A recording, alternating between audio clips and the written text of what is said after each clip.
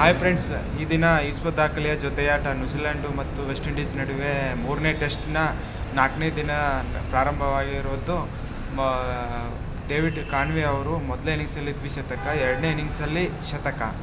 ಲಾಥಮ್ ಅವರು ಕೂಡ ಮೊದಲನೇ ಎರಡು ಇನ್ನಿಂಗ್ಸಲ್ಲೂ ಶತಕ. ಇಬ್ಬರು ಓಪನರ್ಸು ಎರಡು ಇನ್ನಿಂಗ್ಸಲ್ಲೂ ಶತಕ ಹೊಡೆದಿರೋದು ವಿಶ್ವ ದಾಖಲೆ ಆಗಿರುತ್ತದೆ. 306 ರನ್ಗೆ 2 ವಿಕೆಟ್ ಡಿಕ್ಲೇರು. ಟೋಟಲ್ ಈ ಪಿಚ್ಚಲ್ಲಿ 846 ರನ್ನು, 10 ವಿಕೆಟು. ಮೊದಲು 8 ವಿಕೆಟ್ ಡಿಕ್ಲೇರು, ಸೆಕೆಂಡ್ ಇನ್ನಿಂಗ್ಸಲ್ಲಿ 2 ವಿಕೆಟು. ಮೌಂಟ್ ಕಾನ್ವೆ ಈ ಪಿಚ್ ಹೆಸರು. ಇದು ಕೂಡ ದಾಖಲೆನೇ ಅಂತ ಹೇಳಬೇಕು ನ್ಯೂಜಿಲೆಂಡ್ ಪಾಲಿಗೆ.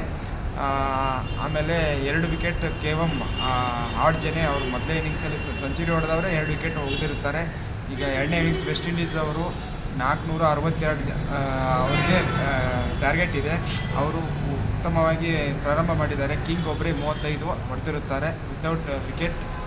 ಆಮೇಲೆ ಆಸ್ಟ್ರೇಲಿಯಾ ಮತ್ತು ಇಂಗ್ಲೆಂಡ್ ಅಡಿಲೇಡ್ ಟೆಸ್ಟಲ್ಲಿ ಆಸ್ಟ್ರೇಲಿಯಾದವರು 83 ರನ್ಗಳ ವಿಜಯ ಸಾಧಿಸುತ್ತಾರೆ. 3-0 ಮುಂದಿರುತ್ತಾರೆ. ಈ 3 ಟೆಸ್ಟ್ ಕಂಪೇರ್ ಮಾಡಿದ್ರೆ ಈ ಟೆಸ್ಟಲ್ಲಿ ಇಂಗ್ಲೆಂಡ್ ಅವರು ಆಸ್ಟ್ರೇಲಿಯಾದವರಿಗೆ ಸ್ವಲ್ಪ ಪೈಪೋಟಿ ಕೊಟ್ಟಿದ್ದಾರೆ ಅಂತ ಹೇಳಬೇಕು.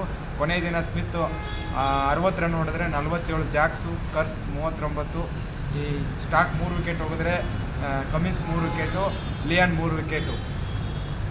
Good news for cricket lovers Sunday.